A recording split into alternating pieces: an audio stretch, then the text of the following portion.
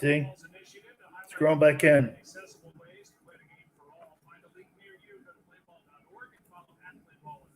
Look at that. Thank God.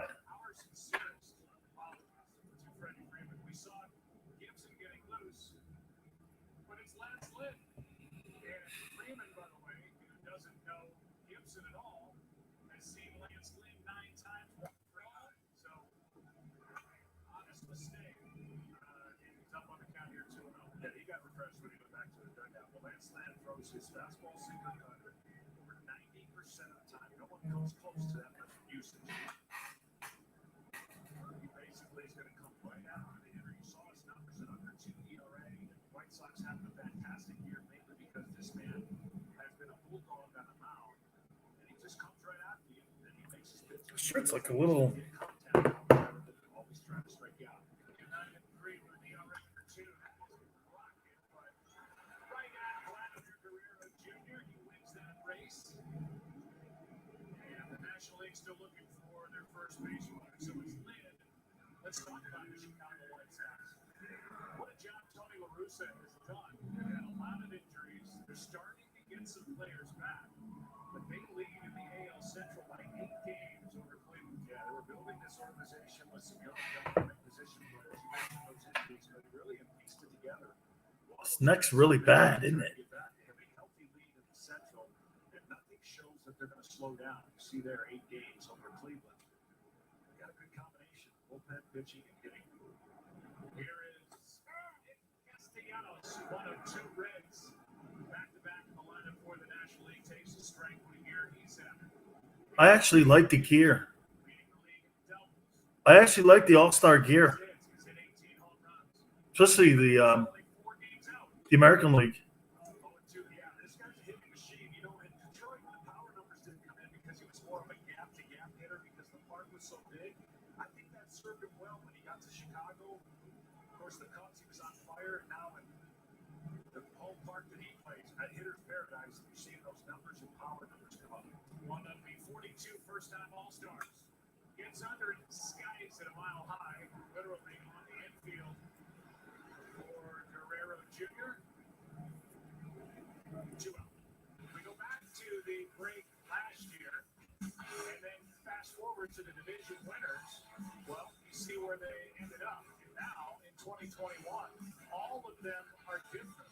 The division winners last year, the division leaders this year. You see the changeover. And who would have thought when the first pitches were thrown on April 1st, the best record in baseball belonged to the San Francisco Giants? I think the only people that thought that were the San Francisco Giants, and maybe some of them might have been hesitant to proclaim that. It's really been an unbelievable year to think that they are leading all of baseball in wins and really showing no signs of slowing down. It's going to be an excellent second half of the West. Well, Brandon Crawford, who we will see at some point, is having a career year. Buster Posey slowed down with an injury, but he's putting together a career year with a bat, which is saying a lot. However, Kenoid Winker, and now 1 ball, 1 strike on Jesse, who is hitting .343 against right-handed pitching this season. And if you want to pick one guy, maybe having the best time of all the All-Stars here in Denver, the 27-year-old first-time All-Star Jesse Winker. 2-1.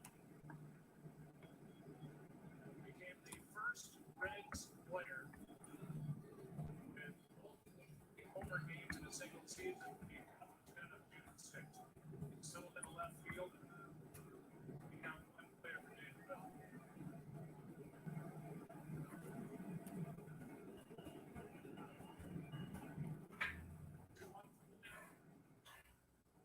2-2.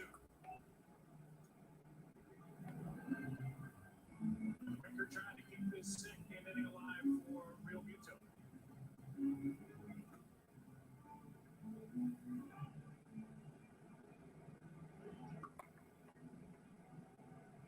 RBI infield hit by Simeon at the top of this inning. AL on top. 2-2.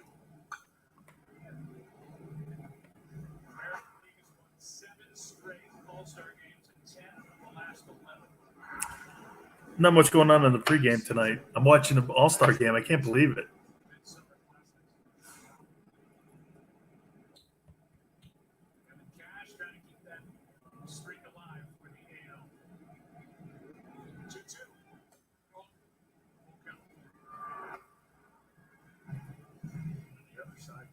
Said it's about time to get a winning punch to ticket. Get it right. Third time's a charm.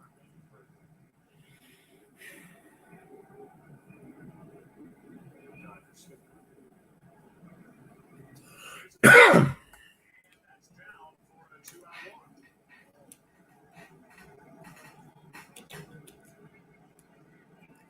So we're glad to deal with real utility. We look at the All-Star game breakdown. It's really been a game of streaks. The first one was in 1933, the American League. Then the National League had their run. Now the American League is having their fun with 7 straight wins. That's how they've done it. 2 in extra innings, 2 one-run wins, and a shutout. American League is 7 straight wins. Wow. Real utility. Locked in with the Philadelphia Phillies. And he does it all for Philadelphia. A tremendous catcher. They're the offensive numbers. Third-time All-Star. Yeah, very athletic catcher. Can run a little bit. He's got power. And certainly the Phillies locked him up. Best at his position. Loaded in by the players. Was converted from the shortstop to catcher in the Marlins organization. The Phillies are glad they did that. We go live at the top of the hour. Here's a 1-1. Strike 2.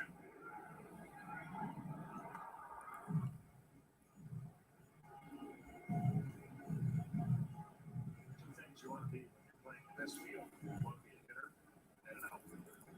Because if you can imagine how huge this field is, All-Star game's pretty good, dude. take away a lot of doubles and triples. In the outfield, you've got some speed, play your position. 1-2. Hold on. I like the American League gear.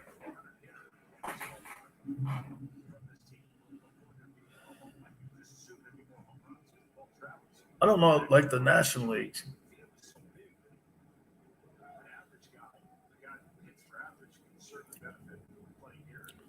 They seem to be playing hard.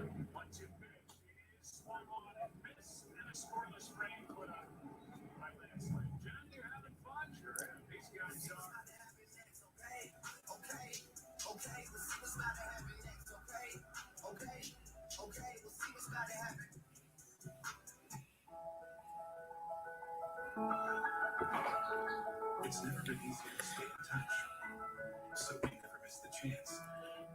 Trev, we're going to start doing the interviews that we did on the National Football Show. We're going to be doing those at night here too. So we're going to, like tonight, Doug Williams. Probably going to do George Foreman tomorrow.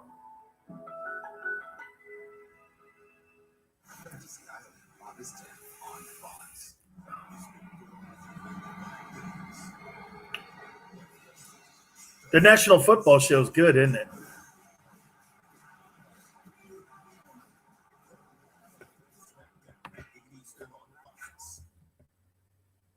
I got the hang of it doing those like podcast things. You know, Trev, I've got the hang of it, you know? Proof that someone took the short drive to Cumming Chevrolet and got a great deal on a new Chevy. Right now, drive home a new 2021 Silverado 1500 Custom for just $36,920. You know what's funny? When I turn on some of the podcasts, everybody kind of like acts like TV stars, and I'm going like, just be yourself. I was 23 years Oh, old. dope. 2 pairs of expensive shades and had this very naive idea that I should start my own sunglasses company. My dad referred to his lawn mowing sneakers as his knockarounds, and I thought knockaround is the perfect name. The sunglasses needed to be reliable, but also affordable and fun. Knockaround is born from this idea of affordable sunglasses. Oh, wow. That's really nice, man. That's nice down there. Yeah, that's in Coronado Beach, man. That's nice down there. It's a great beach too. Hey, and it'll remind them of the beaches like at Cape Cod and Montauk and them places. It's really big beach. Yeah, that's a nice place, man. Get this, dude. It's like New Canyon and like Martha's Vineyard. The houses that are down there in Coronado, man. If you're not in the military, dude, they're like $10 million homes down there.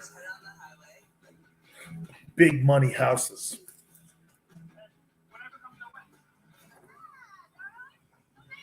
Like I'm financing a tree hut if I could. I'm living in I'd be living in a porta potty. Start your California road trip and visit California.com.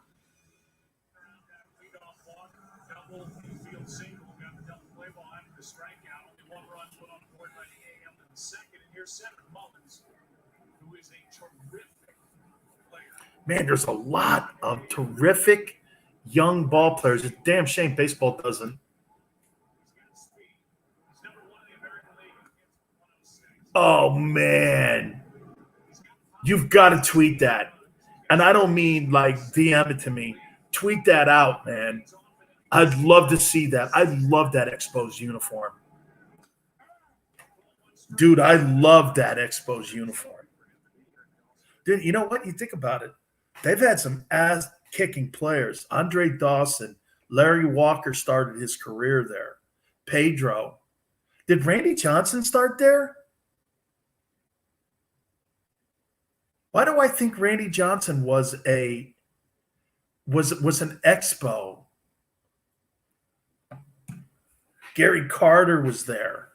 Tim Raines. Oh, he was? Okay.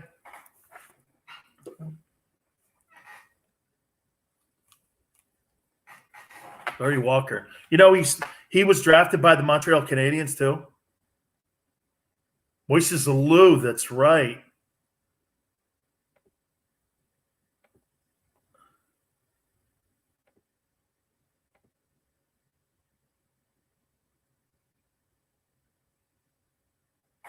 Are you there?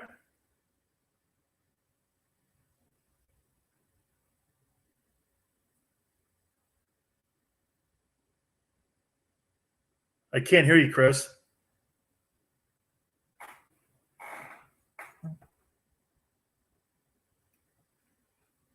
I can't hear you.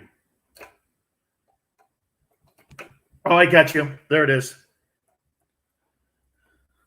Yeah, I got it. I didn't have my thing plugged in all the way.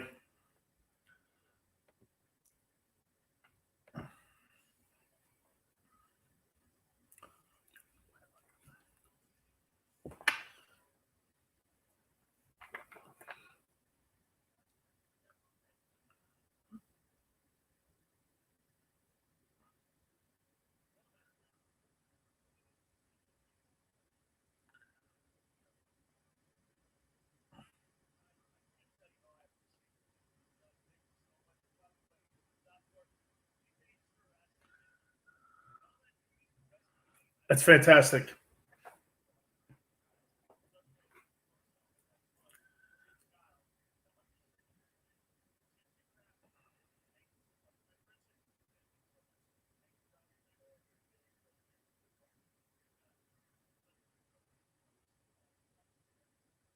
Excellent. Excellent. Excellent. Excellent. No. I'm saying it to me. Not you. I'm now. It's excellent. Now, I have one last favor to ask. Is there any way you could send that to Chris? Yeah, later.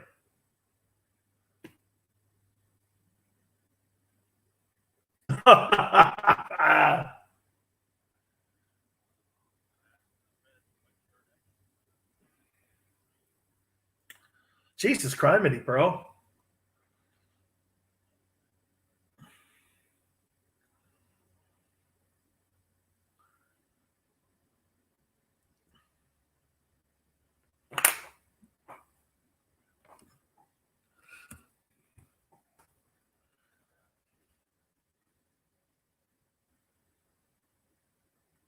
Gotcha.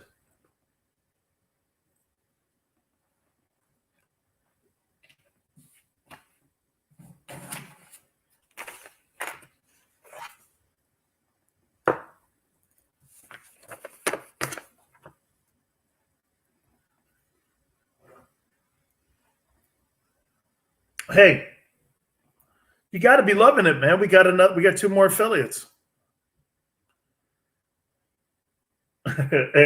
Thank you. No, it's true. I don't know what the hell I just did. Good for us. I'm trying to grow us too, dude. Wow. See, when you hang out with that asshole Godzilla, dog, that's what happens to you. You get dragged down.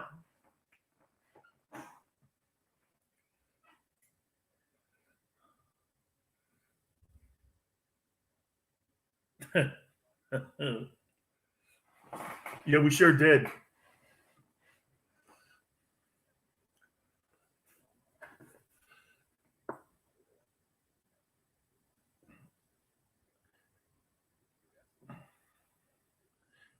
Yeah, here, do me a favor. The next time you give me your wonderful advice that, I will take into consideration, can you make sure it's like maybe 8 hours before I go on the air? Because, dropping that on me right now prior to me going on the air puts me in a shitty mood.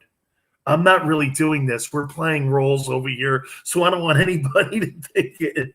We're having fun, okay? We're playing PD guy. Yeah, we're doing characters here. That's traditionally what you'll hear. And Chris just gave me, dude, everything you did last night, I've been through.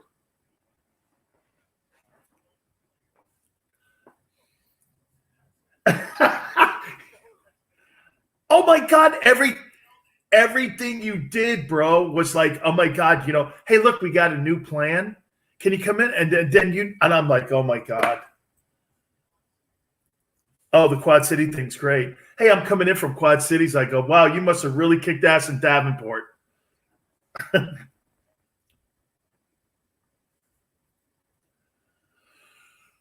That's so fucked.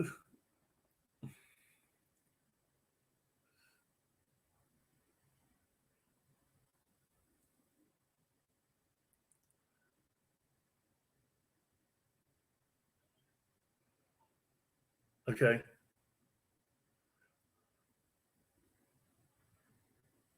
Okay.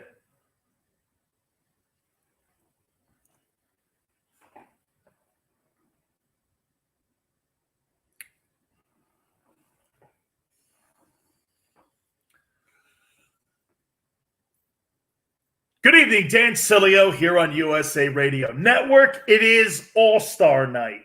Many ways. Hope all had a great day. Gotta love this country. I'm watching baseball's All-Star game, and I'm talking to you tonight. Baseball apple pie USA, baby. That's what it's about. Really, it is. Not going to sit here, talk politics, divide you tonight here on our show. We don't do that.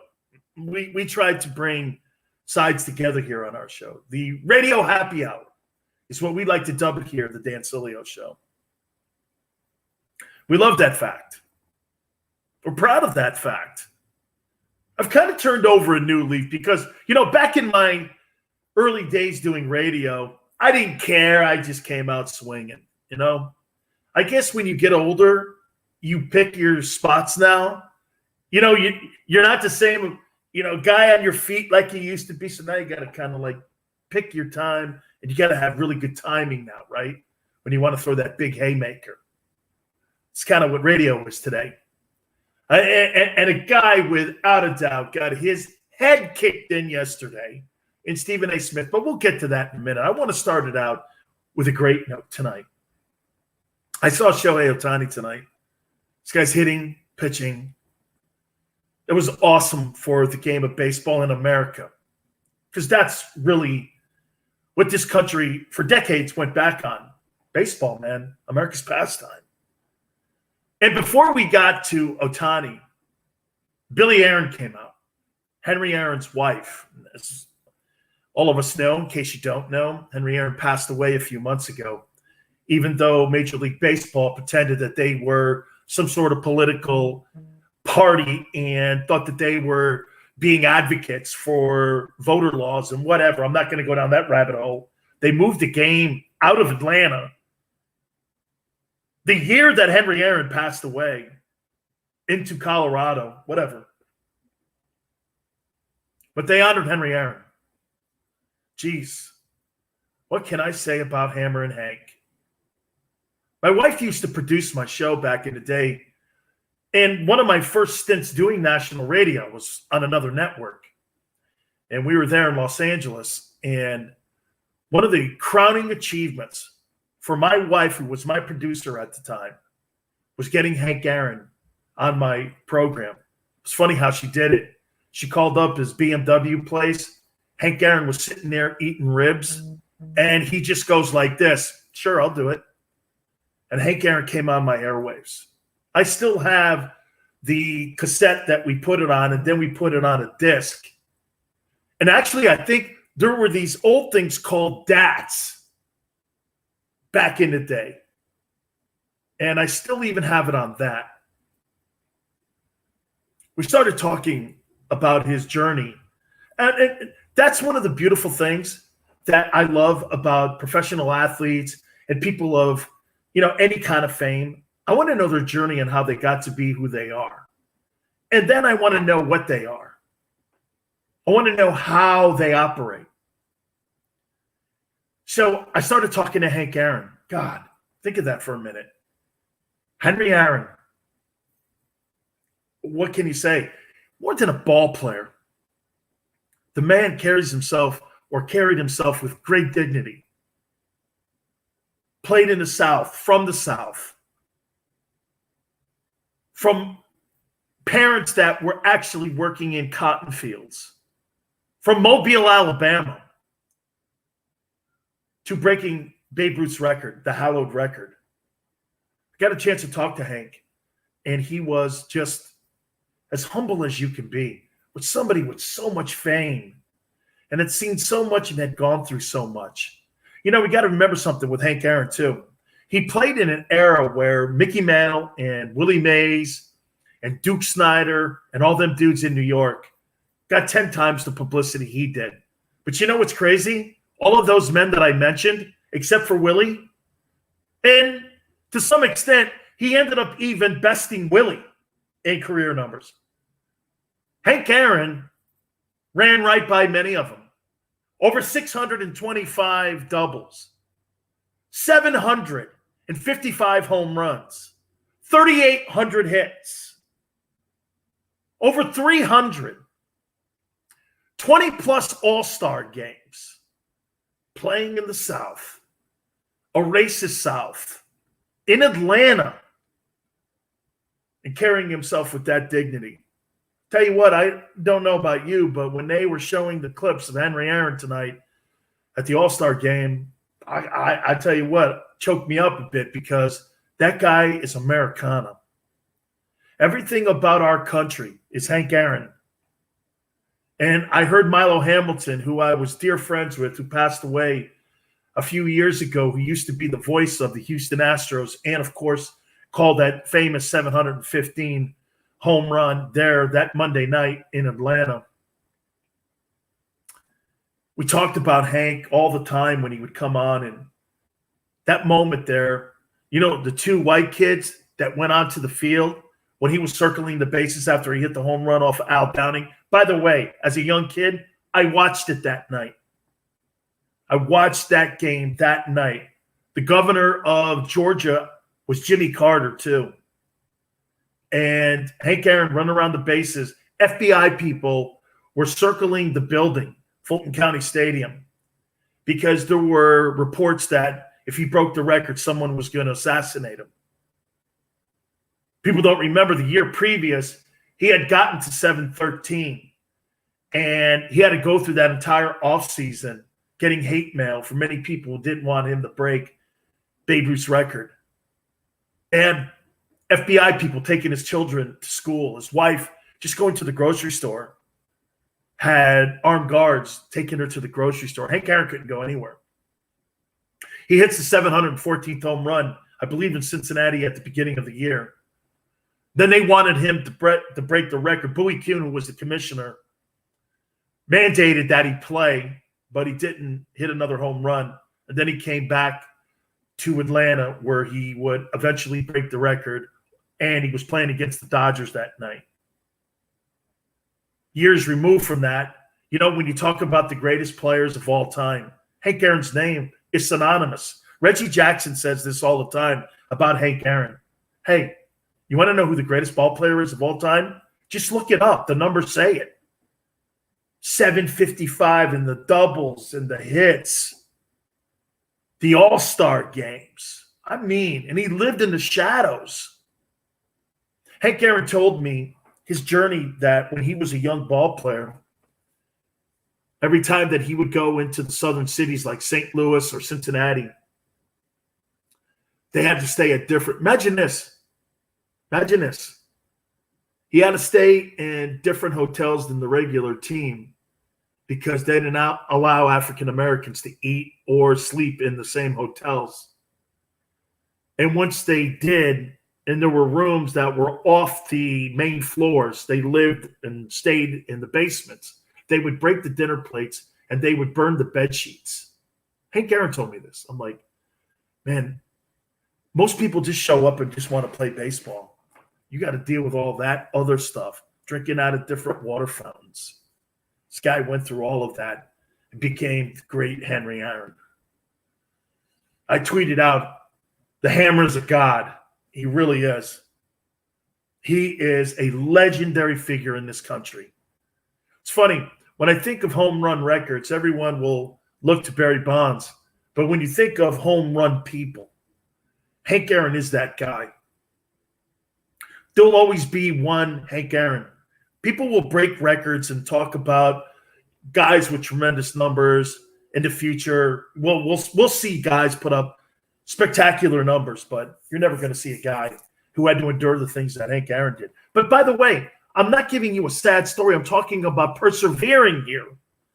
I'm talking about a man who had all of those obstacles in front of him, used the game of baseball, and galvanized a city of Atlanta and the nation, watching you do something, the most hallowed record in all of baseball and in all of sports was watching it. It was as you had some of the greatest people that night watching that. And no, Vince Scully said it personally that night because he was calling the national broadcast. It's a great moment for the Atlanta Braves. It's a great moment for the city of Atlanta. It's a great moment for our country. It's a great moment for his race. Heroes. That's a hero. Because it's more than just sports. Hank Aaron was an American icon. When you put down on a piece of paper people that will be revered in this country sports-wise, and maybe even socially, Hank Aaron's name has to be on that page. Think about the people in the South at that time. Dr. Martin Luther King and Hank Aaron. Hank Aaron was moving people with his grace and his play on the field. Martin Luther King was moving people with his grace and his intelligence. Must have been incredible to be around Atlanta that time. You had Hank Aaron and Dr. Martin Luther King at the same time. Jesus, criminy. How great must that have been just to sit and listen to two of those men just talking? Man, I love to talk, but something like that, I clearly would have shut up. And where I'm going here is, think of this. So we go from Hank Aaron to Shohei Ohtani. Man, that can't be any more what this country has been built on. A black man from Mobile, Alabama, to a Japanese-born player in Shohei Ohtani, now the face of baseball. Only ignorant people would look at it on the superficial outside of what Ohtani is. Hey, he was born in Japan. He's not American. What does that mean? We are a melting pot, this country. And when we lose that distinction, we are no longer America. Every family that is in this country, we are all immigrants in some way. We have immigrant backgrounds. The melting pot of America is what makes America what we are, what we will be. We welcome everyone. People want to put walls up, laws up, speed bumps up. Stop it. Baseball tonight showed you went from Henry Aaron to Shohei Ohtani. I don't know what's more beautiful than that. I don't care Shohei Ohtani's from Japan. Did you see him smiling tonight? Having a great time? He had a Magic Johnson smile tonight. He is the face of baseball. And he's attracted me to the sport again. It brought me to the sport again. That's what I felt tonight. You know, I've been looking for a politician to motivate me. I found a true American to motivate me. Shohei Ohtani. That motivates me. We'll hit up on what this game means to the country moving forward. We'll do it next.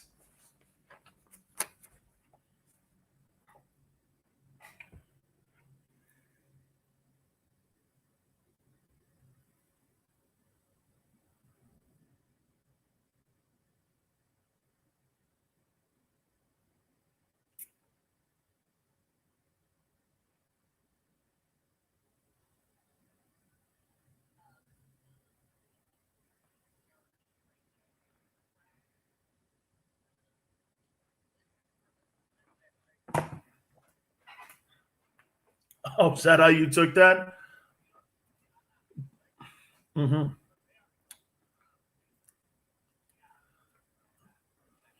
Oh, what's that? Right. Okay. And Mike Fear, what part of the country are you from again?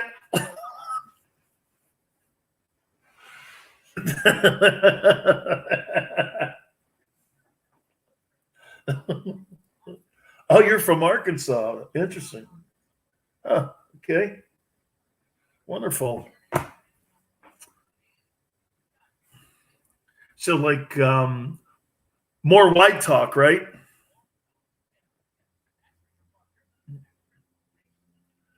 Oh, okay.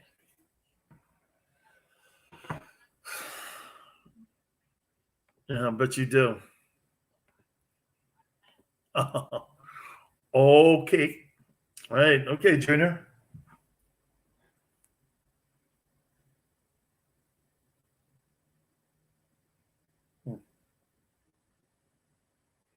For PD guys.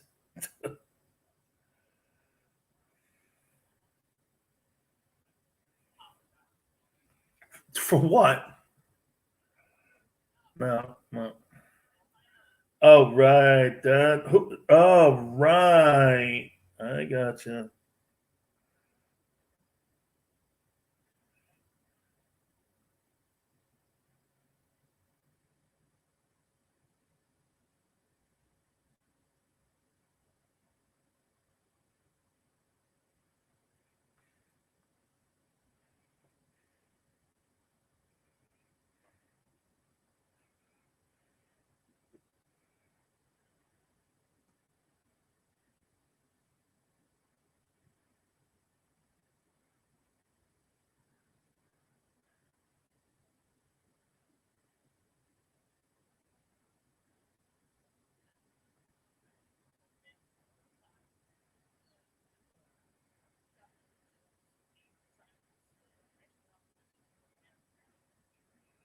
Oh, yeah.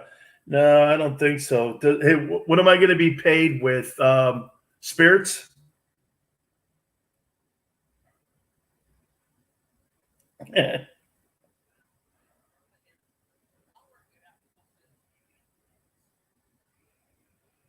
Cletus. I bet Cletus probably brought you into the business too, right? No? I bet. I bet you guys won this. I bet you guys probably won this. You probably won this station probably like in some sort of like bet, right?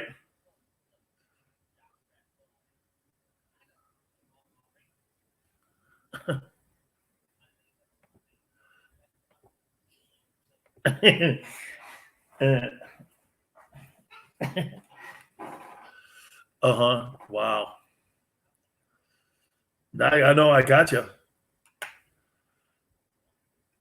Oh no, the affiliate thing is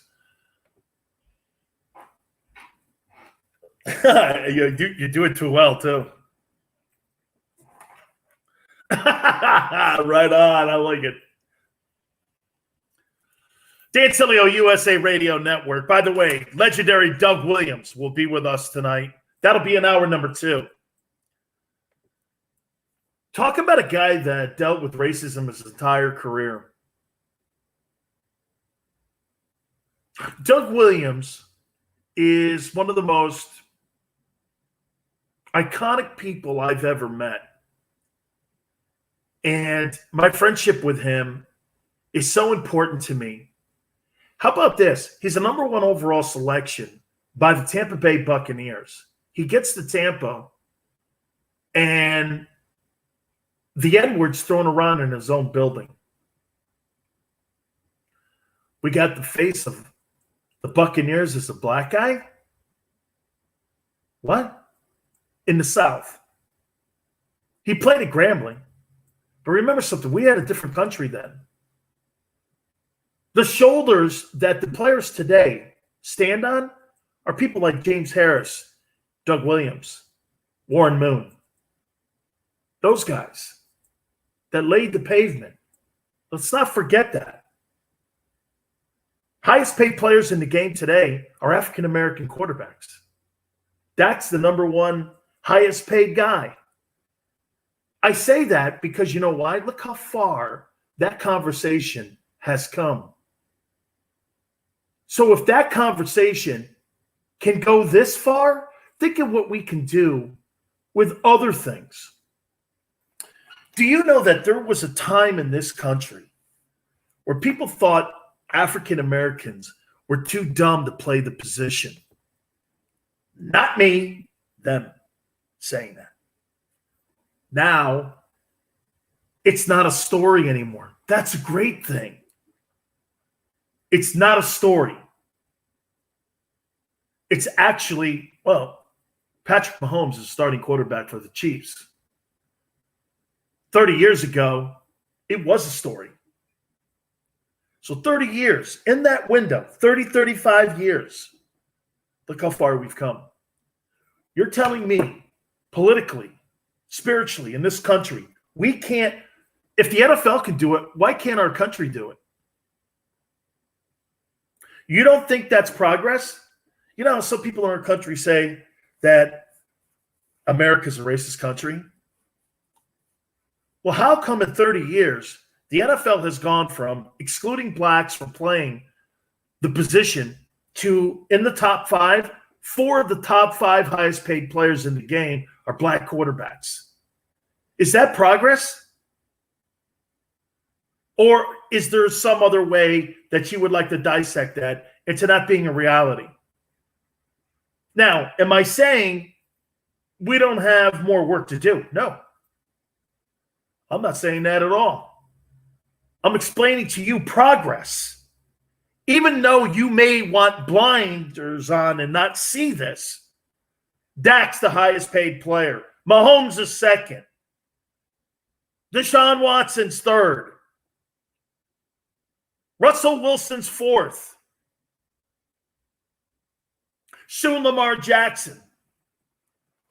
I point that out because I'm being told every day our country, my son, is a racist country. Well, that's not racism, my friends. That's progress. And guess what? It's not lip service, because you know what people in Washington do? They give you false hope. When you're a professional athlete, the only way you know where you stand and what you stand for in that organization is this. What are you paying me? Are you paying me market value, or are you paying me less because of black? That's not the case in the NFL. It's not the case in the NBA. It's funny. The sports world's growing, but people in our society are trying to hold us back as humans. Want to talk about tonight's All-Star game. Why this game is important. It takes us back. I'll explain. We'll do it next.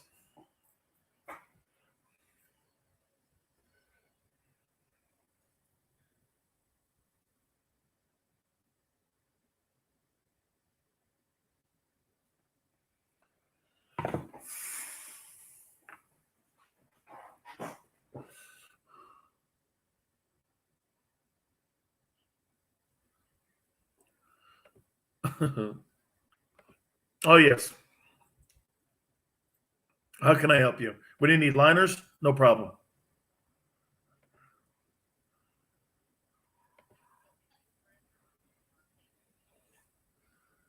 No. I will give you like liners if you need them.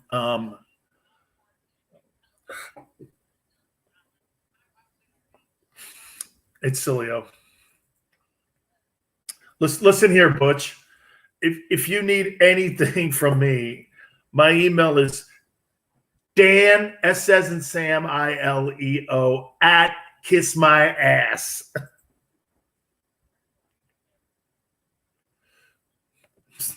Really? Are you really? I know everything's great. You know, you must be wonderful.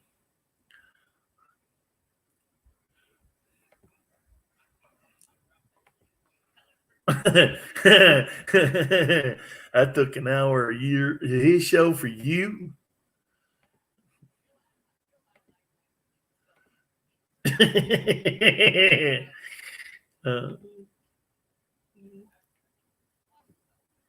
Wow. Wow. Man, oh man. I bet you do.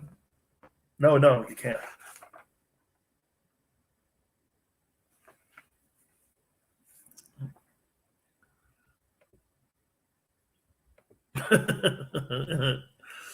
Plumbers and mafia. Yeah, Pume. Why? Because it's got an A at the end of it? It's okay, shit kicker. I get it.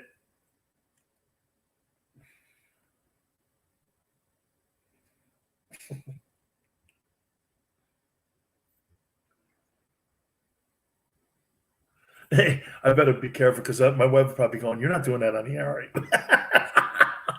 No.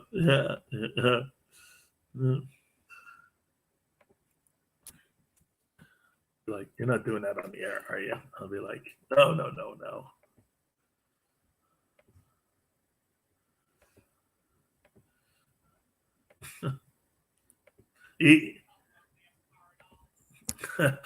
No, not here, shit kicker. I'll bet it's Billy Bob. Mm-hmm. I sure have. Let me guess. Oh yeah. I bet you remind me of that banjo player. You probably look like that banjo player in Deliverance. This probably sounds familiar to you. Right?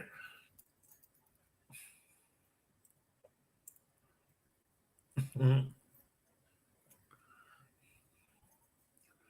Yes. Who? Never heard of him. Yeah, did he? Remember, he's got short arms.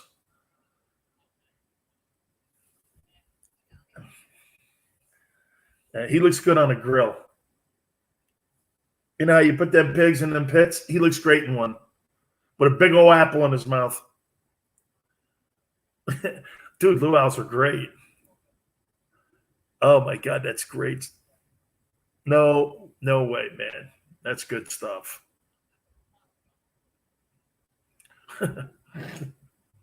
Oh, uh-huh. Okay, Junior. Yeah. Suppose you remember something, man. Ask him how his mouth is.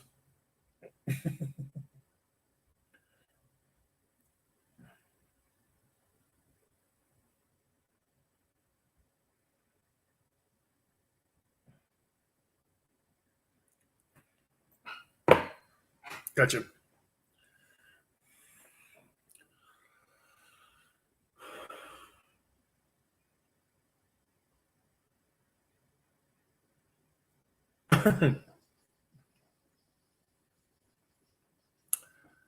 Dan Sileo, USA Radio Network. Don't forget, Doug Williams will join us in hour 2.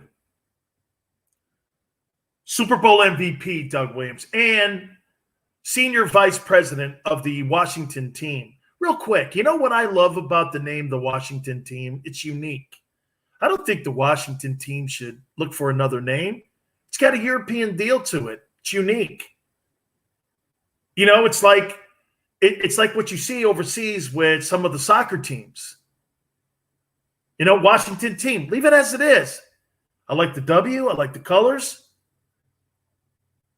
Yeah, I mean, it reminds you of soccer, like international soccer. It's all good. And like I said, it's a unique. You're going to come up with some lame-ass nickname.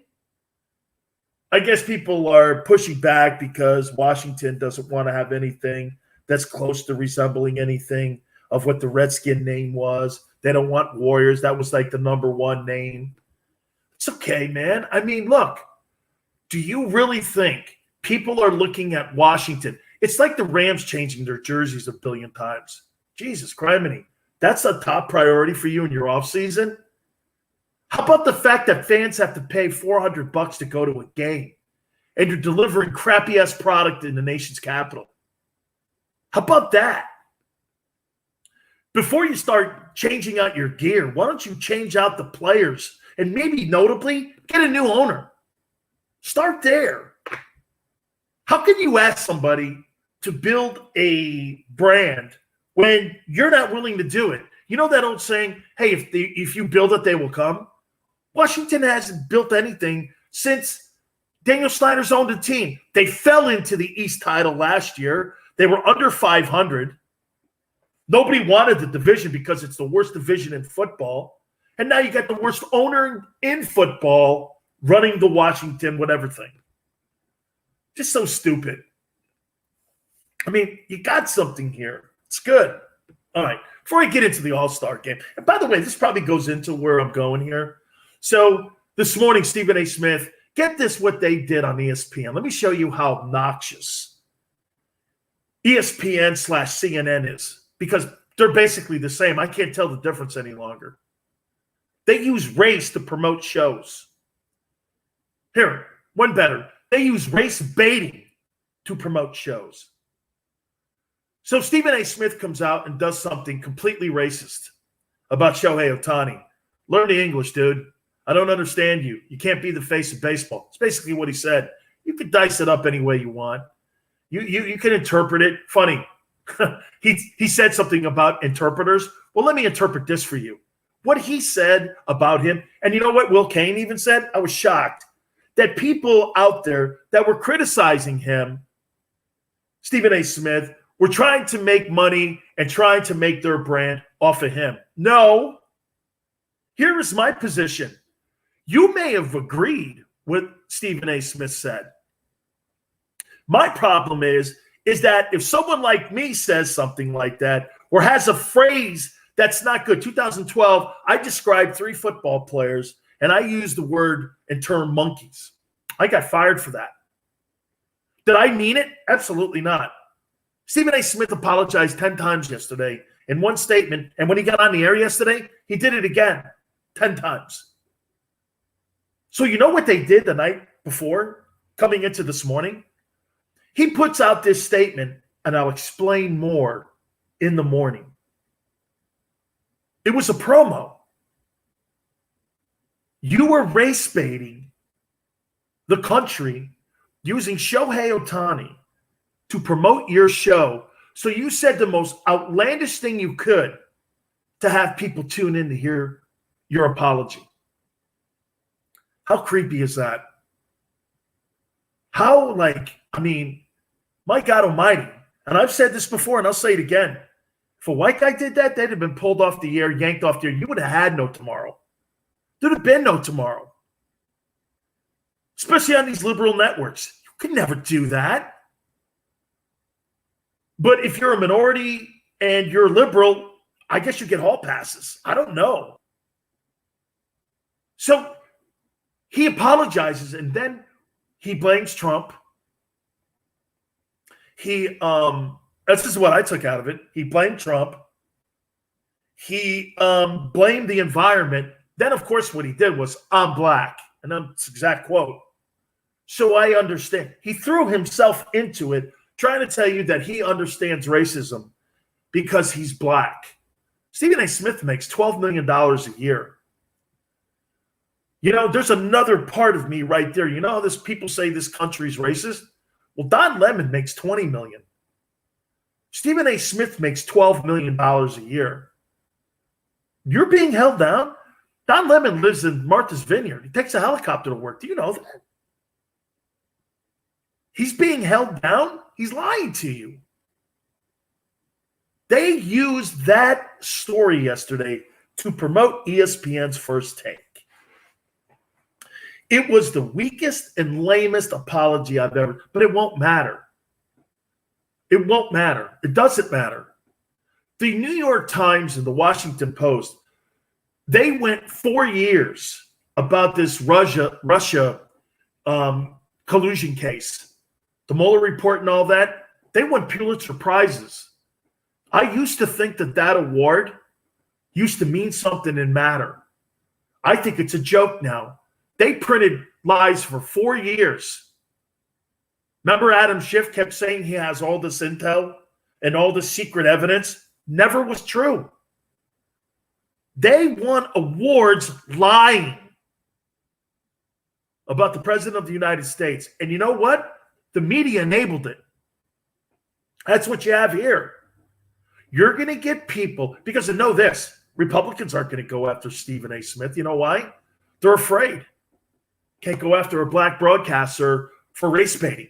Jalen Rose on the same network a week earlier said that the reason they put Kevin Love on the Team USA was because they needed a white boy on the team. Can you imagine if a white broadcaster goes, we need to have a black guy on the team or a black boy on the team? Can you imagine? You'd be fired. You couldn't probably finish your show.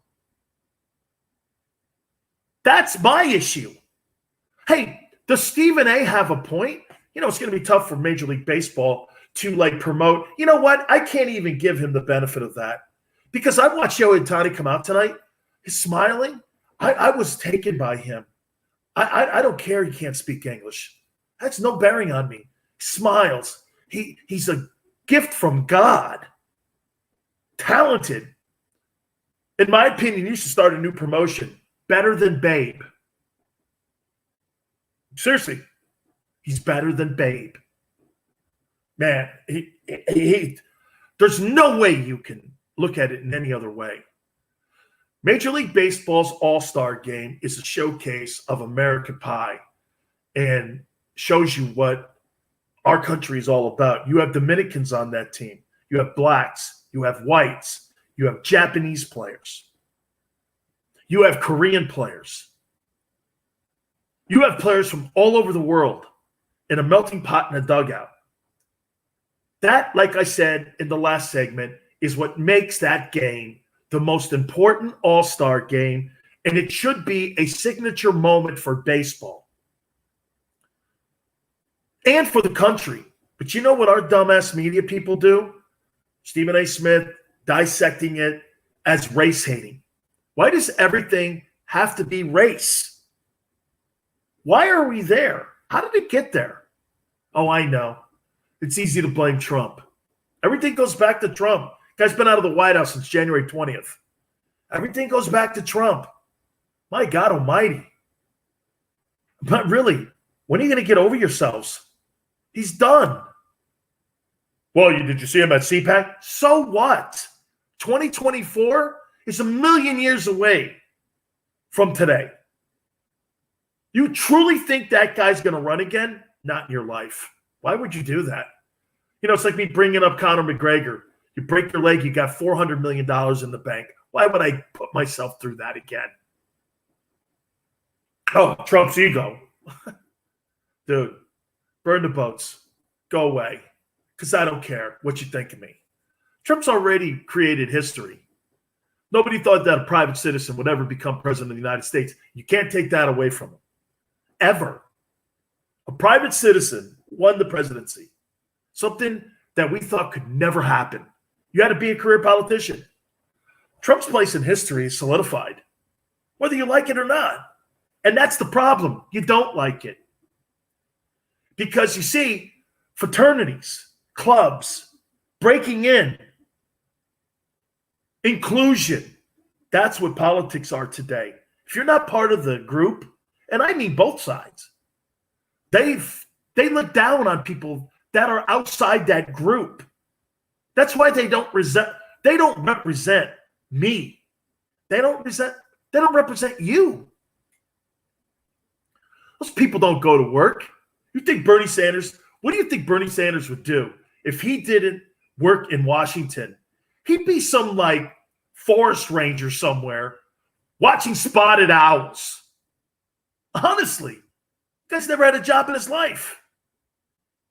I mean, these people in Washington don't represent the true American people that get up. You know what an American face is to me? Yeah, this is going to sound crazy. A Mexican family coming across the border, getting their citizenship, working hard, 2 jobs, putting their kids through school, and them going on to college and creating a great life for their kids. Same as Italians, Irish, Cubans. Look at what Cuba's doing now. Cuba's been fighting like that, and you know what? I'll tell you something about them Cuban folks. I have great respect for them. Great respect. Being under the thumb of Castro all them years, man, having the Cuban Americans in Miami tell me horror stories about the prisons and what he did to them and the freedom fighters, they're still fighting for freedom. And you know what? They passed it on to generations. Those are new generation Cubans that want to break away from that type of regime. I admire it. That's America, man. When you see, when you go to, the great thing about New York is, and again, New York's like the All-Star game. I just got through saying, I'm watching blacks and whites playing and Cubans, and it's wonderful. That's why baseball today, when you see all these young players, there's like 40 new faces, first-time All-Stars, and they're from all types of generations. Some of them are from, like, the Guerrero family. The father played. The son's now an All-Star. Tatis, the father played. The son's now an All-Star. It's great. That's why baseball, if done right, which it hasn't been, and again, the pulling of the All-Star game out of Atlanta, it definitely rubs the other side of the aisle. Remember something about this recent election? I know everybody thinks that the Trump people are like white supremacists. So you're saying 75 million people in this country are white supremacists? Really? Well, that's a you problem then. Because that's not true.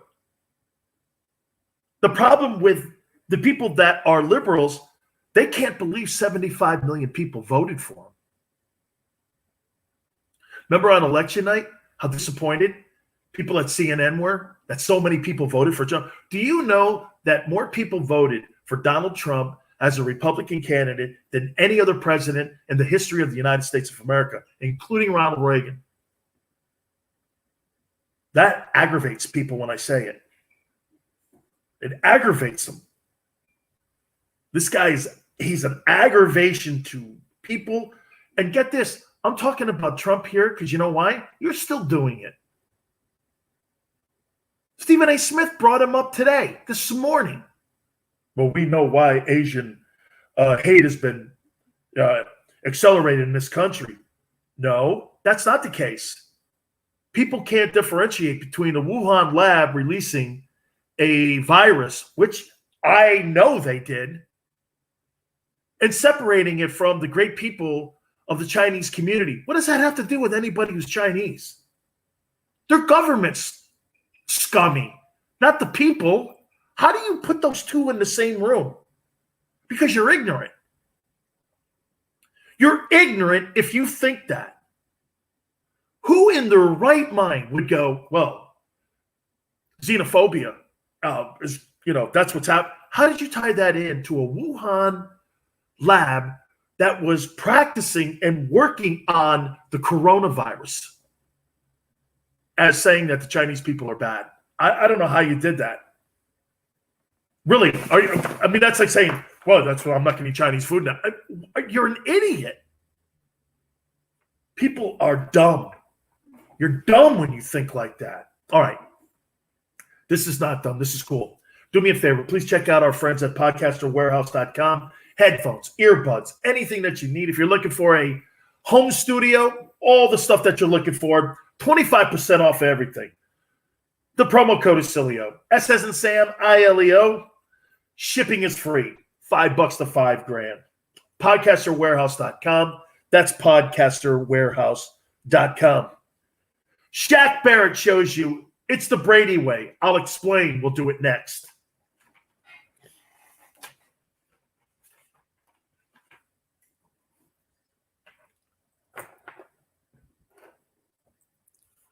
Okay.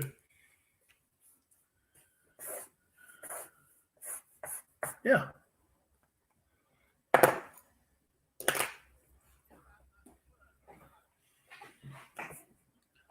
Jesus Christ, guy, you get one call a week. You're going to bug me every day now? Yeah, but here, dude, let me just hook you up on something. One thing, you've got a 50 watt station, and how can I help you, Billy Ray?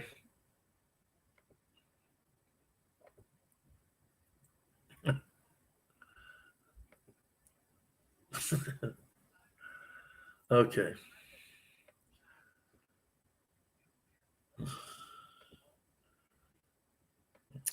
Billy Ray, I'm trying to get listeners here to our network and to your station.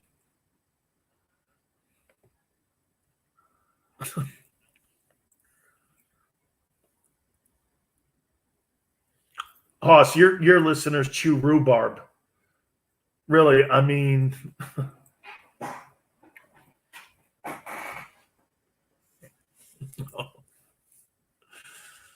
yeah, okay, Junior. Billy Ray, let me ask you something. Billy Ray, honestly, when you got married, was it like an all family affair, like at the reception? Just throwing that out. Let me guess, you got married in a barn. Yeah, I bet you did.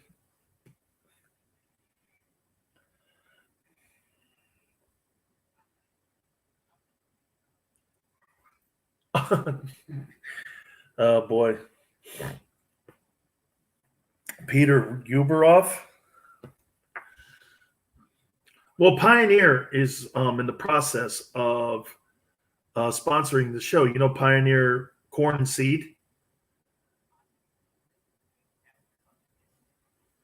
No, Pioneer is like one of the major companies out there, along with John Deere. John Deere is in Chillicothe, Illinois, and one of our dear friends. Oh.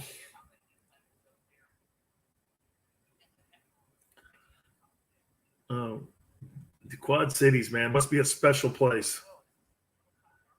Oh, Little Cock, Arkansas. Oh, I'm sorry, man. I thought I was talking to a guy in Davenport. I mean, I'm sorry. I've got my redneck cities mixed up.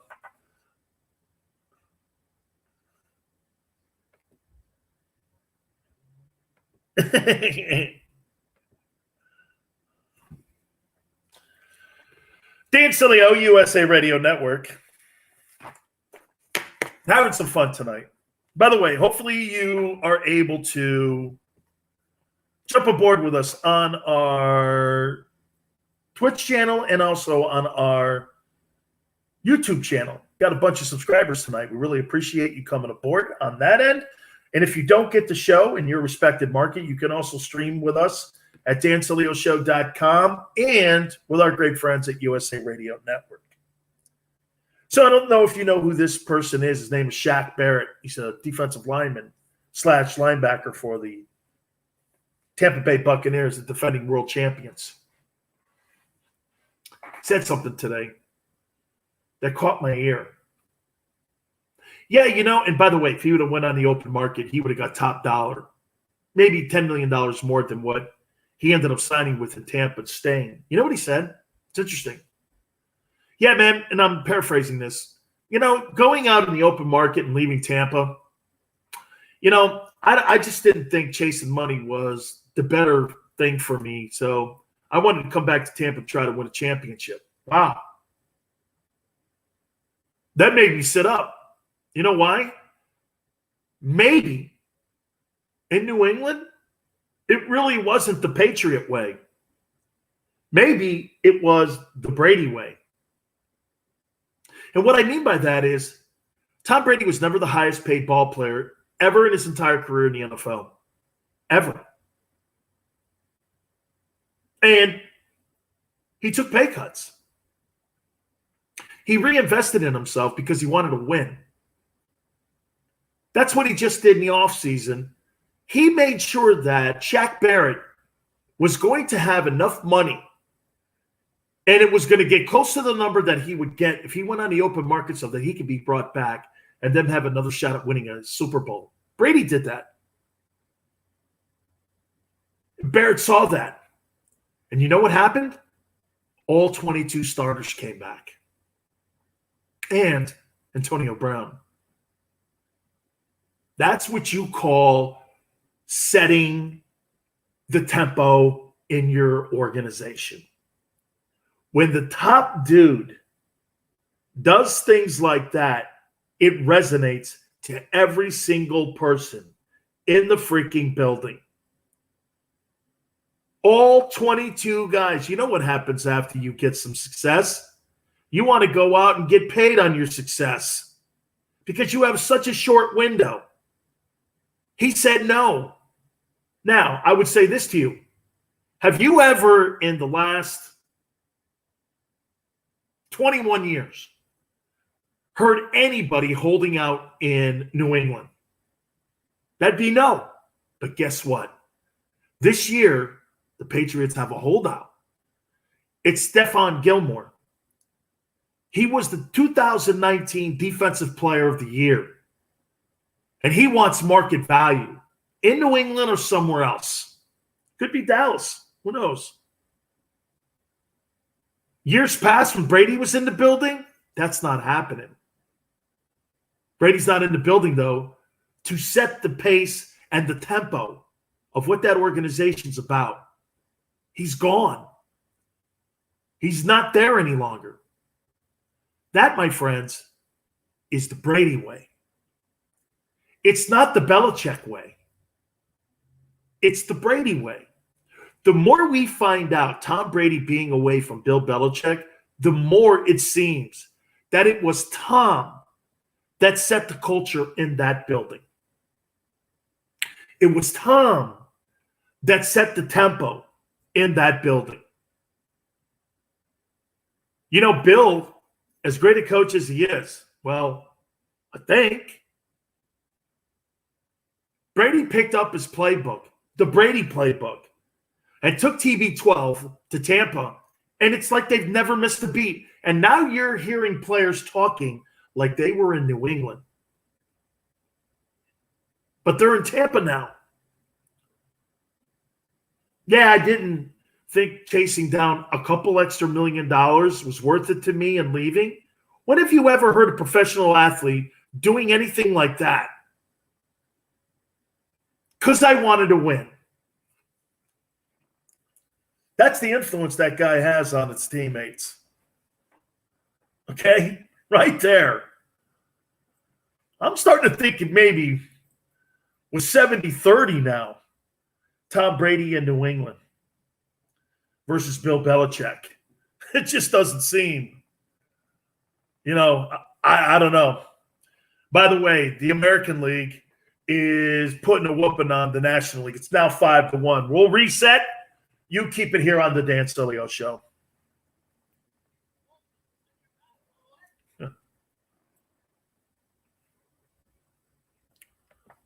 Be right back.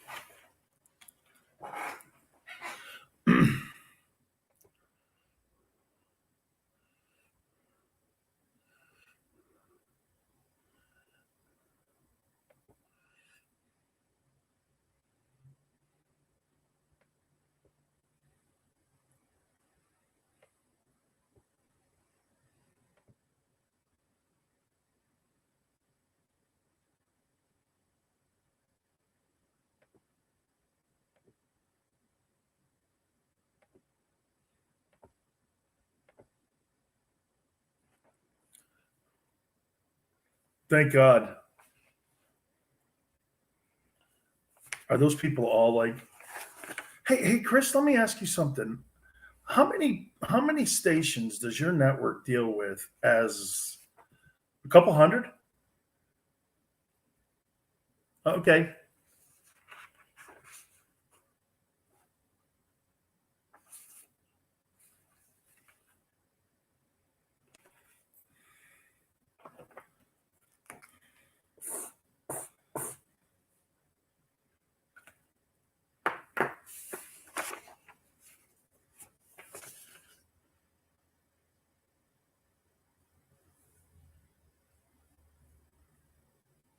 And what do you say to that? Hey, one thing I would ask you too, is it true you think that the industry right now is going through, because Steve Lappa told me this today, he thinks people are being whacked across the board and taking as many salaries as they possibly can, revamping the lineups so as cheap as they could possibly go. Because of coming out of the pandemic, do you think that's true?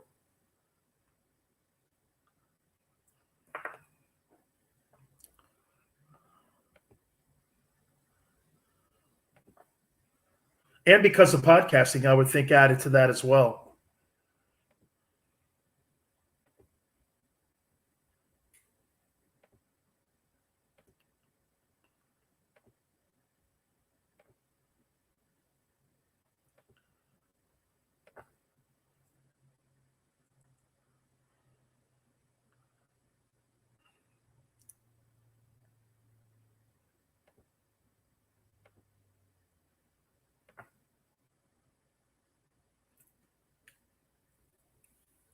I agree. You did. The resources are not there for you to sustain a life.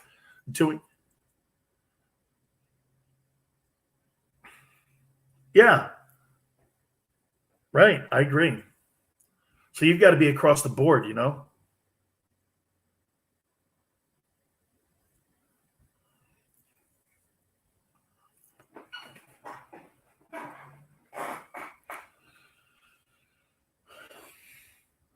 Me, agreed.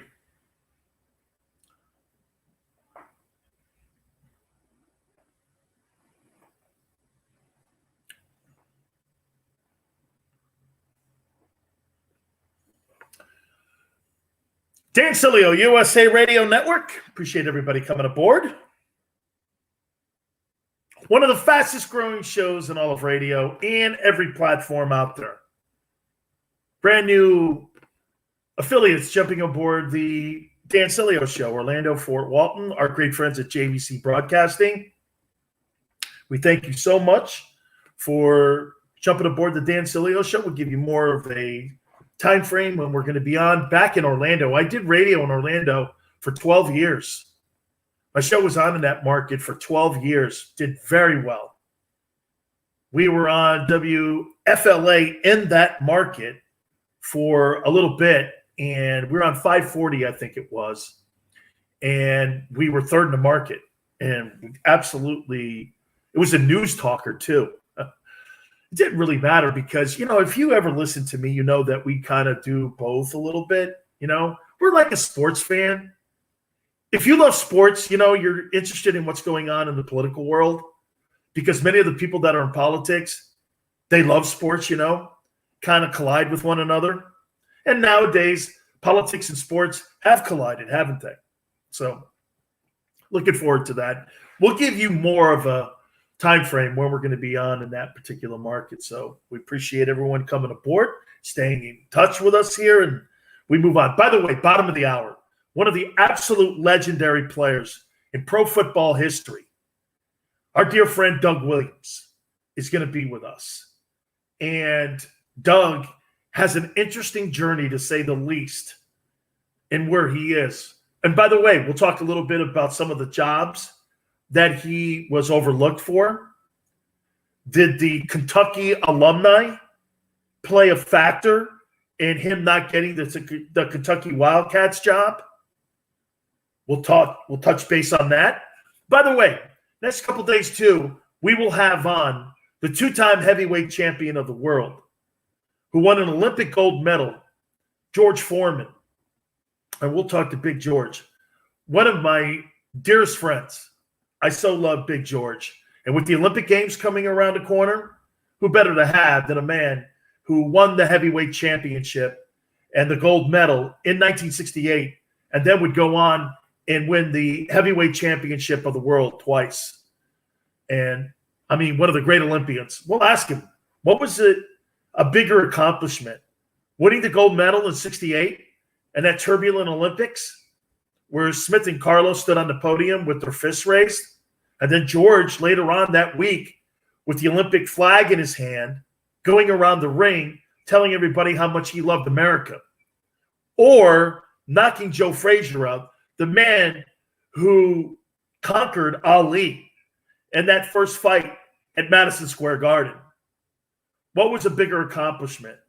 We'll ask him, and we'll have him on here in the next couple days too, so we'll do that. I want to throw this at you. So last night, my guy Chris O said to me, Sills, this is a pretty big story here that Australia beat Team USA, and Team USA now, for the first time since they started bringing Olympic or NBA guys into the Olympics, it's the first time they've lost back-to-back games in the history of Team USA. I was like this, so maybe the world is catching up with the NBA. But it's funny, I turned on the interview to listen to see what happened, and there was curmudgeon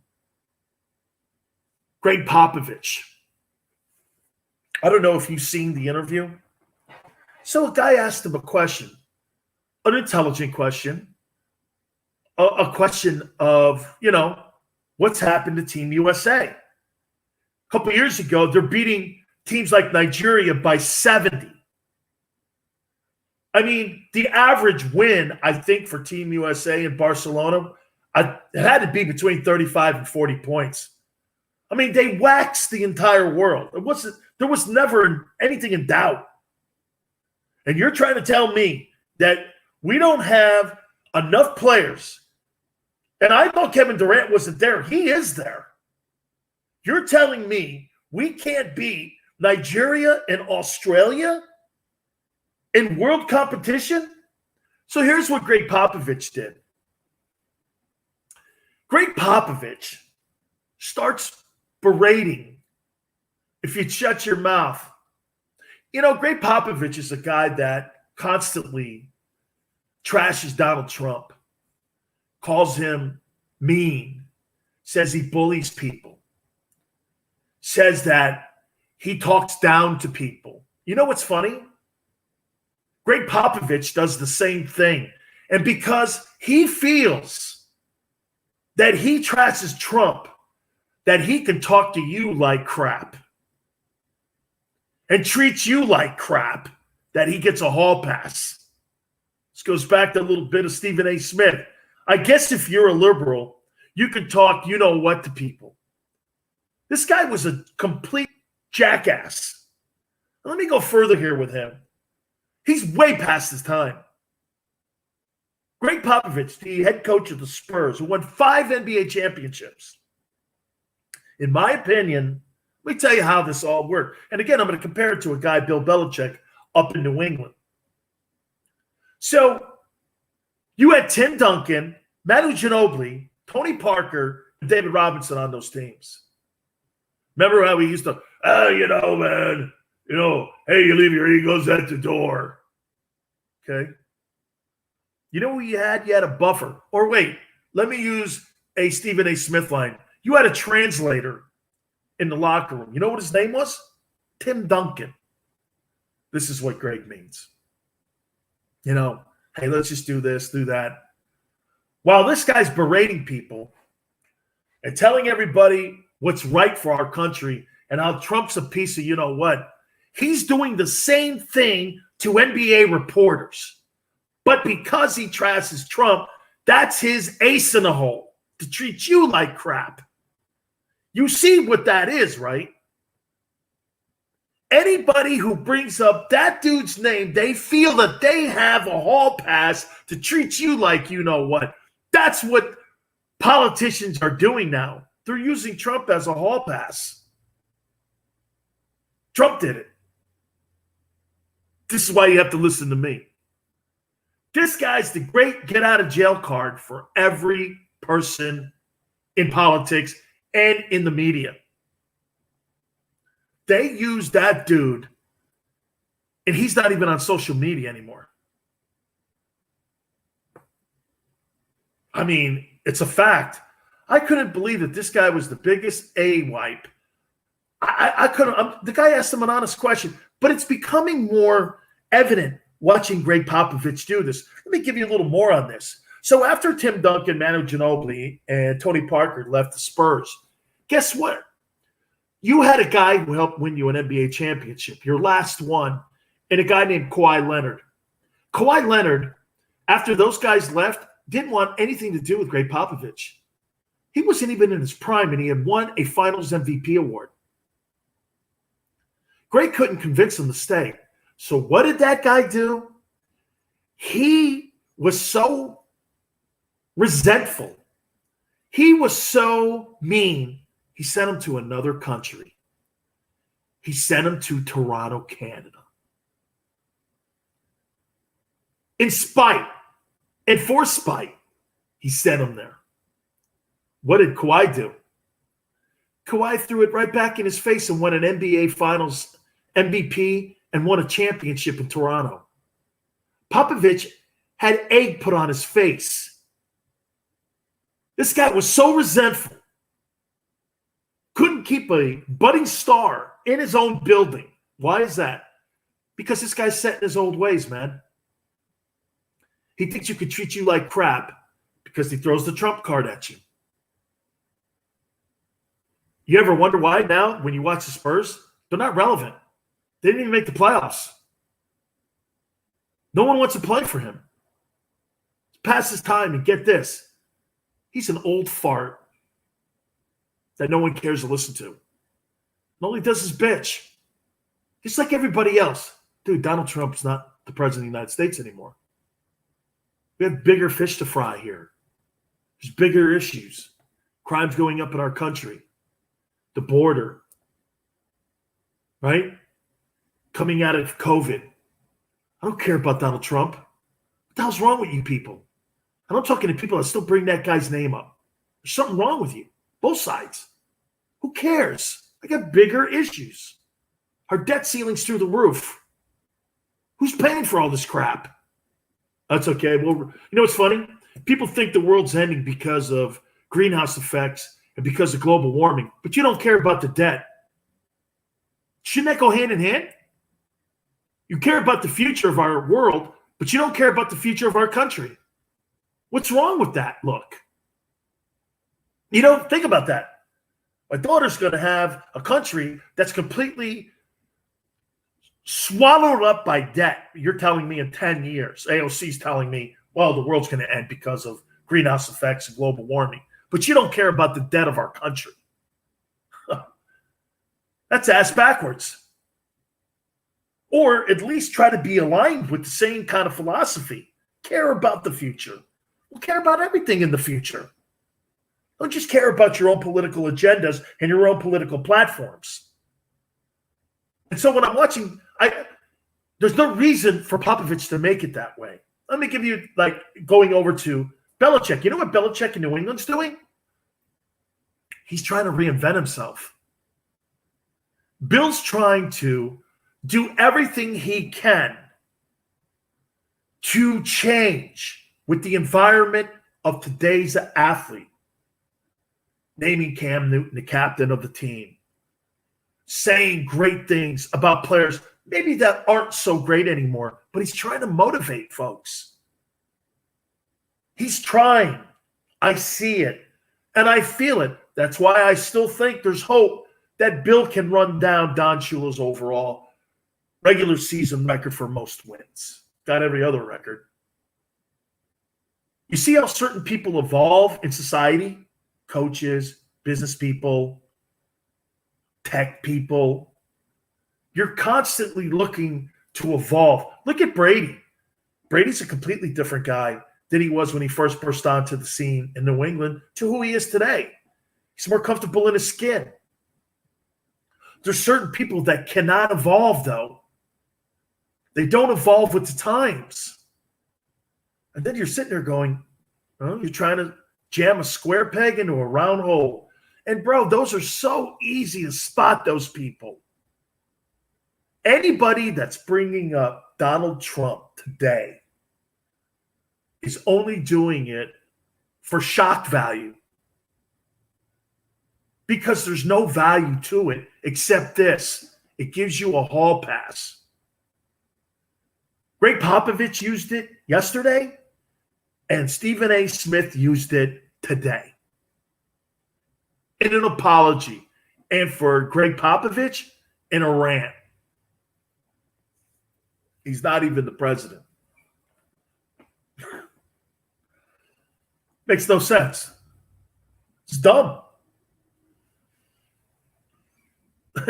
I won't even talk about the dudes who believe like the Great Pumpkin's going to show up in August. I mean, all right, man. Hey, Big Ben, just in the nick of time, is trying to get his body in shape. Don't forget, Doug Williams, bottom of the hour, you keep it here.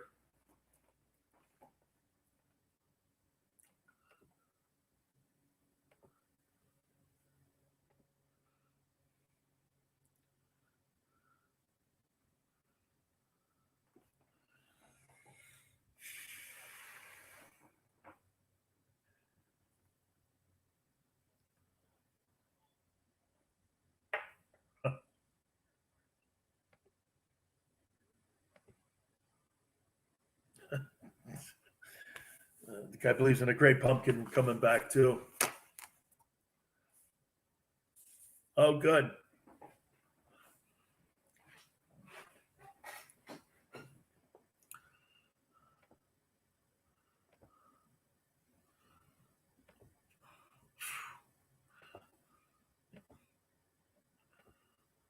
Yeah. No one wants to walk in the past.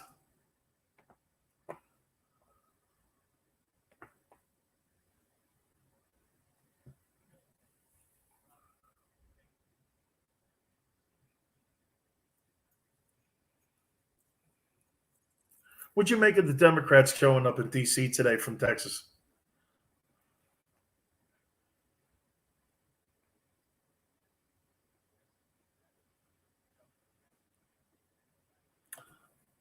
Really? I mean, come on. Really?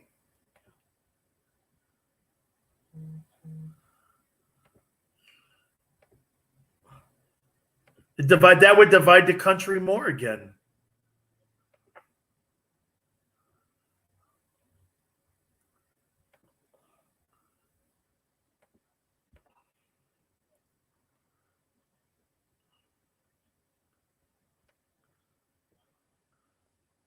You know what, though, dude? Wait a minute.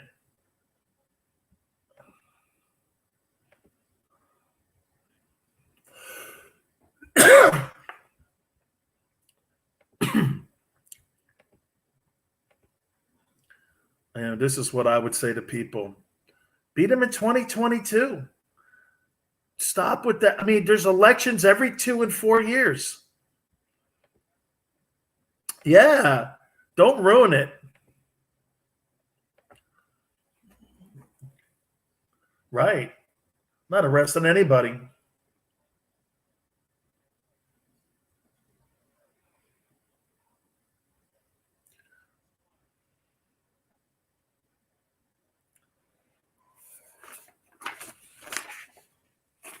I don't believe they are.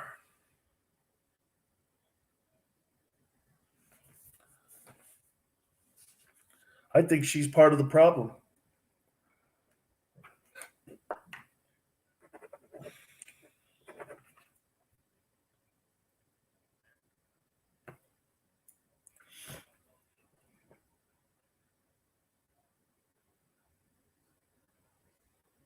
Can you do that?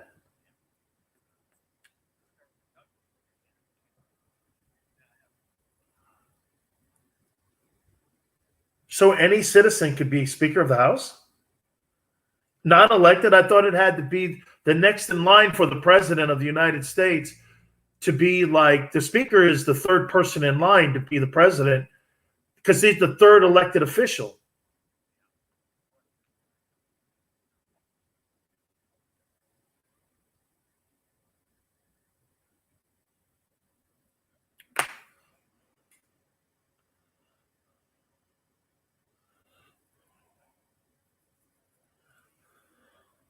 That's crazy.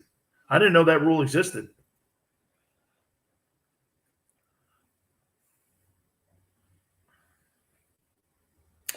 Dan Sileo, USA Radio Network. We're going to talk to Doug Williams here in a second. Next segment. I really love the head football coach of the Buccaneers, Bruce Arians. Let me tell you why. If there is a model for all of you to watch how people are brought into an organization, a business,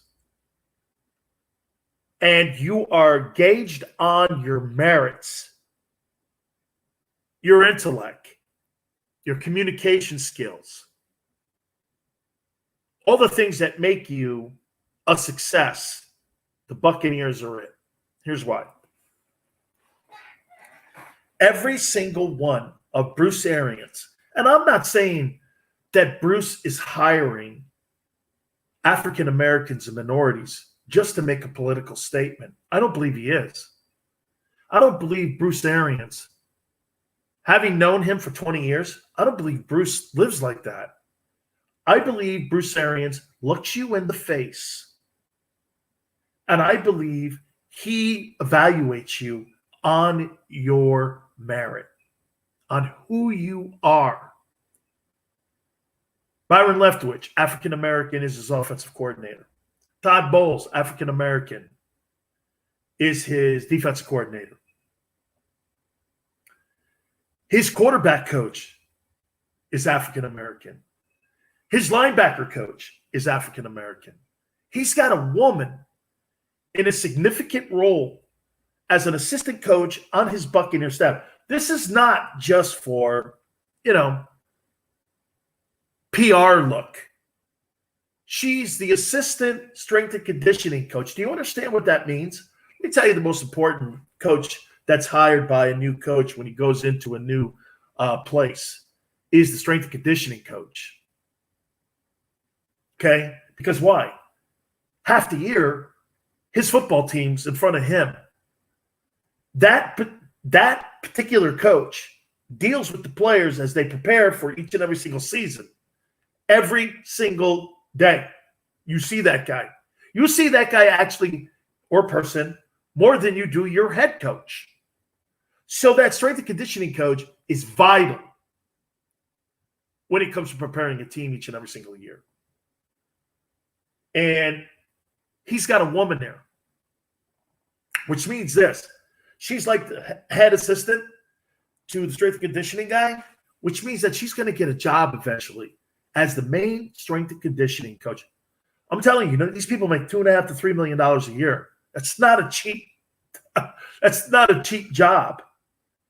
And in college football, do you know that there's some of the highest paid coaches in any staff is that strength and conditioning guy?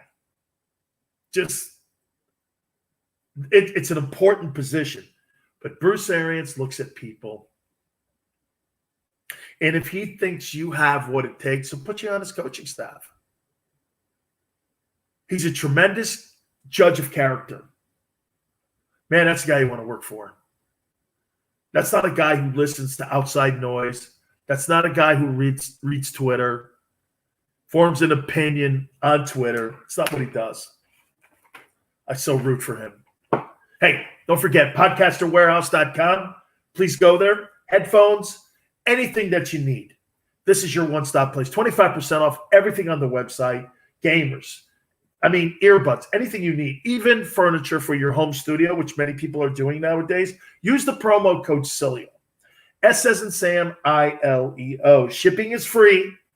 You get an opportunity to go there and do anything when it comes to building your home studio.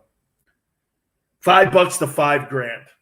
Podcasterwarehouse.com. That's podcasterwarehouse.com. One of the truly legendary football players of all time. One of the most celebrated players of all time. Doug Williams will join us next. Keep it right here on the Dan Sileo Show.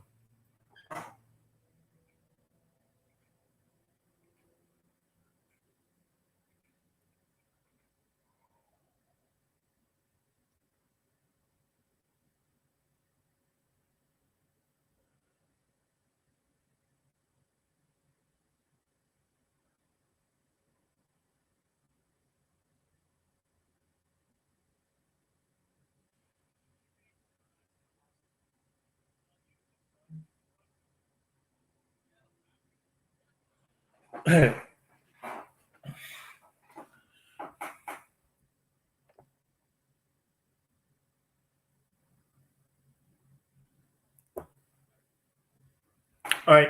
I'll be right back. Yeah, I'm going to. All right, man. Bye. I'm going to go see her right now. I'll be right back.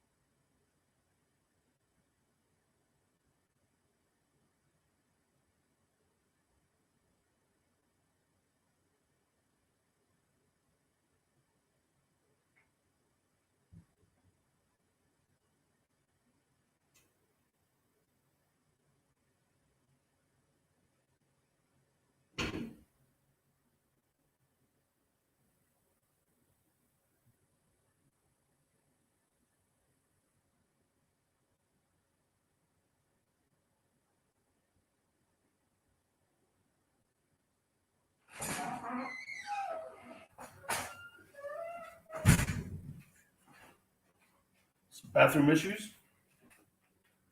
Just checking.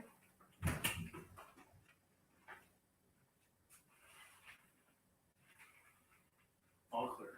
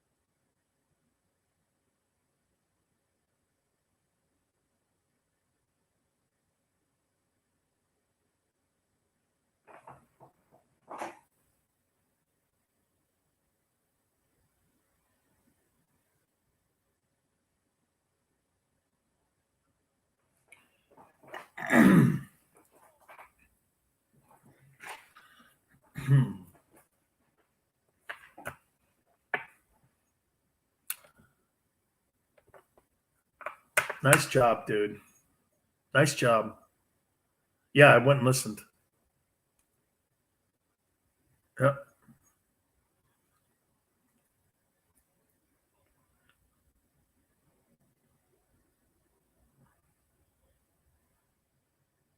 Did it really? Great. I don't want you doing, I don't. Oh, bank. I'm sorry. I missed the punchline. I'm sorry. I missed the punchline. Oh my God, I did. I completely ruined it. I buried the lead, everything. I mean, seriously, wait a minute. I mean, if it was a T-ball game, it fell off the tee.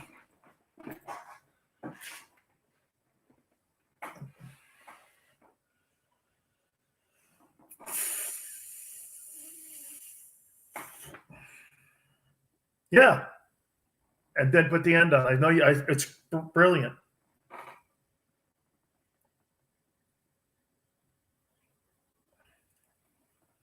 It was wonderful. Wonderful. I sent you George Foreman. I sent you George Foreman.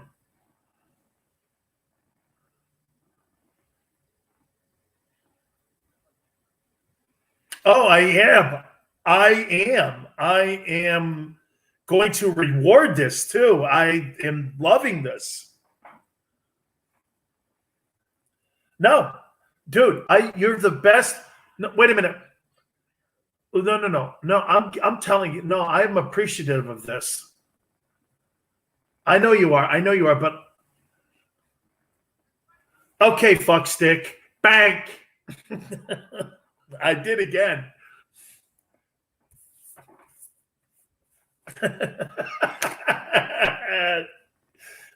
I love you too, man. Love listening to George Foreman. He'll be coming up in a few days, but that was our friend Doug Williams. Oh my God. Doug Williams, without a doubt, the journey that he went on and where he is now as a vice president of the Washington team, as that organization tries to restructure itself, is great. You know, we're so fortunate over the years. Like, I've become friends with people like George Foreman, Doug Williams, guys like that, Ice Cube, and all the people that have been on our program.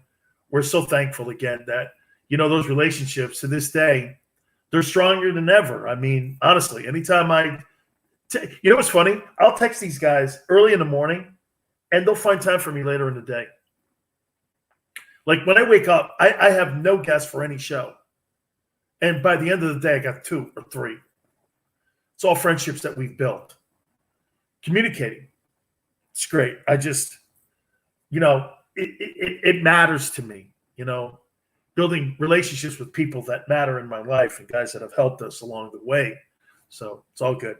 Hey, you know, I saw a story today, just in the nick of time. You know, fat body Ben Roethlisberger.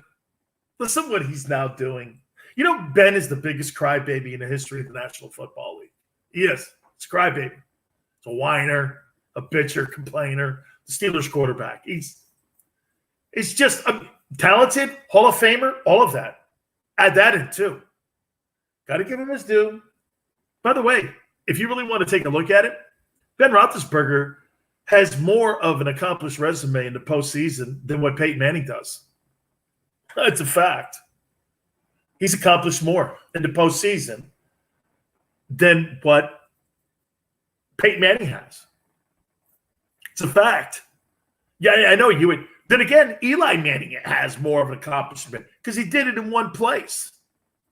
Same thing with Big Ben. Man, when you're a Steeler for life, aren't you?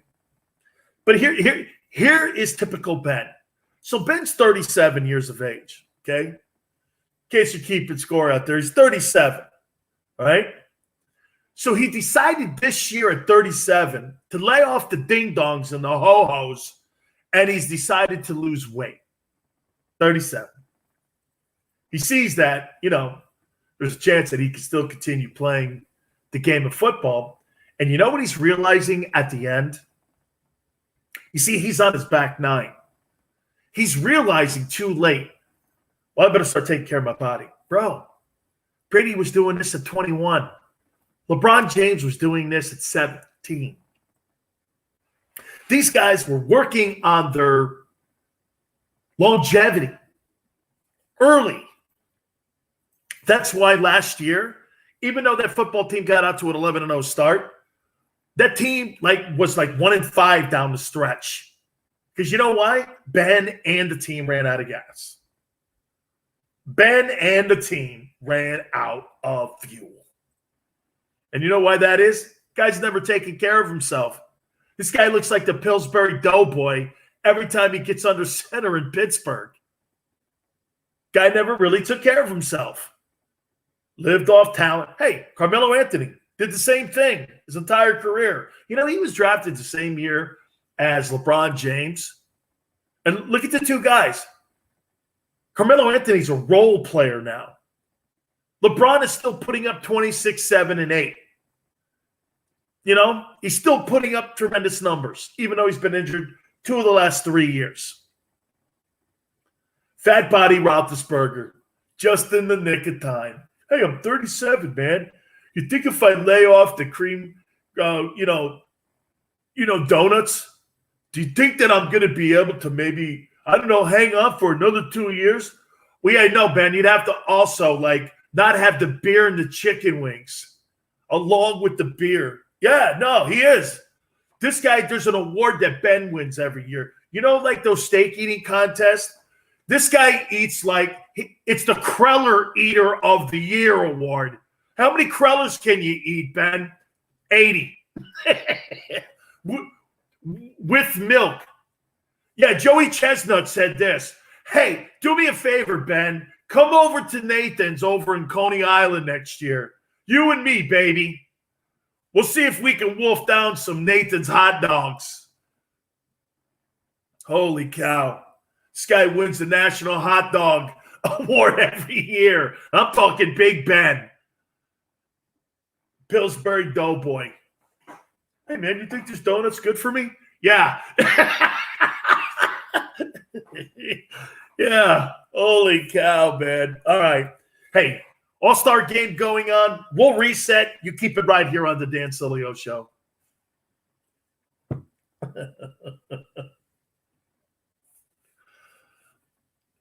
Just in the nick of time. Hey, you think this donut's bad for me? Yeah, really, man. You know what? I'm a little heavy right now. I'm 37. I mean, what do you think? If I lay off the Krellers, we're good? Dude. Yeah, really, man. How come I have a Michelin tire around my waist? That may be the 14 jelly donuts you eat every morning. Why do I look like Casper the Ghost?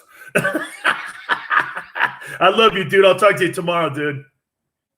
You too, brother.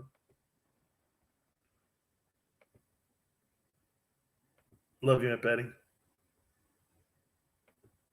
Thank you.